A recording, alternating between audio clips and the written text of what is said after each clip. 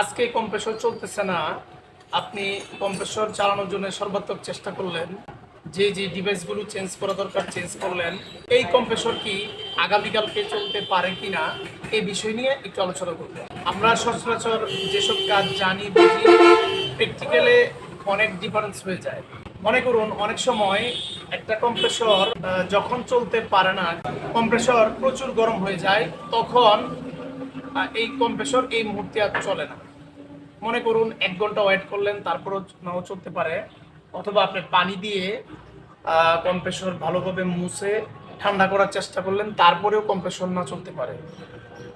এরকম অবস্থায় আপনি যদি একদিন অফ রাখেন, অথবা 8-10 ঘন্টা বা একদিনে আমি কেন বললাম, আমরা যেহেতু হোম সার্ভিসের কাজে যাই, এখানে একদিনের মতো সময় দিলে সবচেয়ে ভালো হয়। পরবর্তীতে পরদিন আপনি যে ডিভাইসগুলি আছে এগুলো যদি নষ্ট থাকে তাহলে চেঞ্জ করে আপনি কম্প্রেসর চালাইলে চলতেও পারে। তার মানে আজকে কম্প্রেসর চলছে না, আগামীকালকে কম্প্রেসর চলতে পারে। সব ক্ষেত্রে যে এরকম চলে তা কিন্তু না, অনেক কম্প্রেসর এরকম চলে। বিশেষ করে অনেক টেকনিশিয়ানরা সরাসরি যখন একটা কাস্টমারের বাসায় যায়, যাওয়ার পর ফ্রিজ চেক করে, তখন কম্প্রেসর যখন চলে না তখন তারা বলে কি যে কম্প্রেসর ড্যামেজ, কম্প্রেসর চেঞ্জ করতে হবে। আসলে একটা কম্প্রেসর বাতিল করতে গেলে অনেক কিছু হিসেব নিকেশ করে যাচাই বাছাই করে তারপর বাতিল করতে হয়।